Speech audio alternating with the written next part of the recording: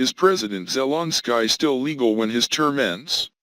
Ukraine's failure to hold an election when the presidential term ends on May 20 is sparking debate about President Zelensky's legitimacy, and at the same time raises questions about Ukraine's political future.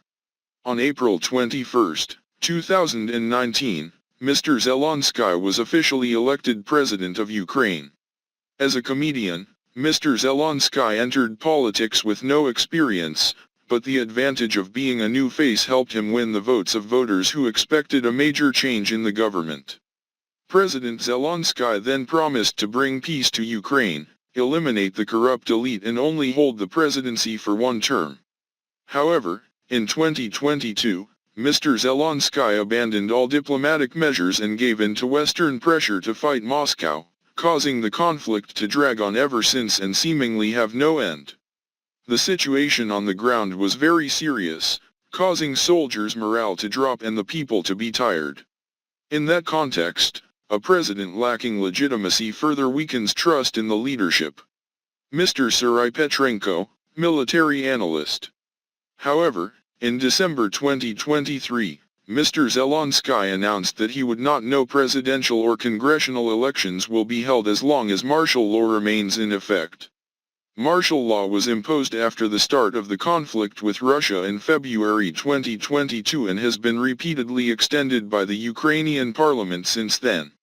According to the Carnegie Polityko page of the Carnegie Endowment for International Peace, CEIP, based in Washington, D.C., the controversy over Mr. Zelensky's legality to continue in office after May 20 stems from the ambiguity of the law. Ukraine.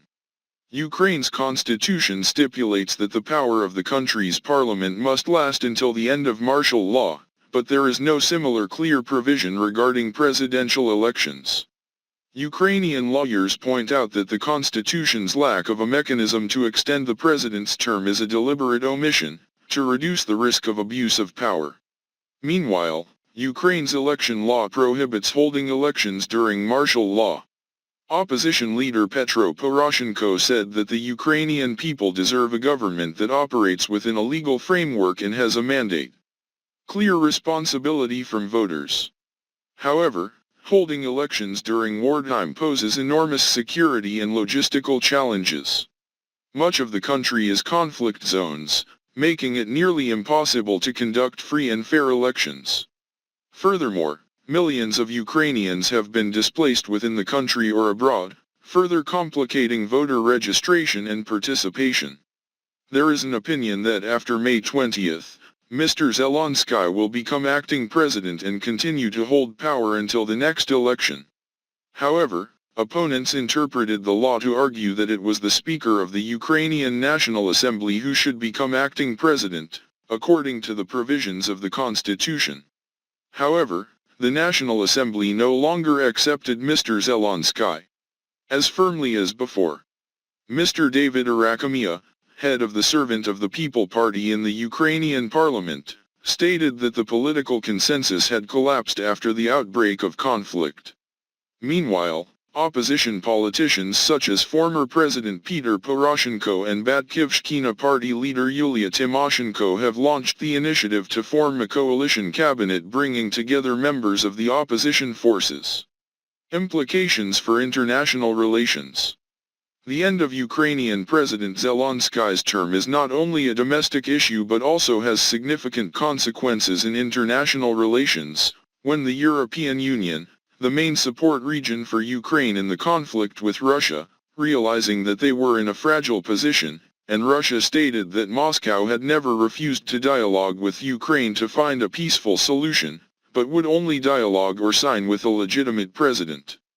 The EU's ability to engage with Ukraine will depend on the legitimacy of the country's leadership.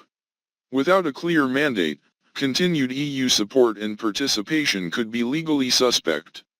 The European Union cannot sign or support any topic without political power. They will commit treason if they do so. Mr. Ricardo Beretsky, President of the European Centre for Information Security and Policy.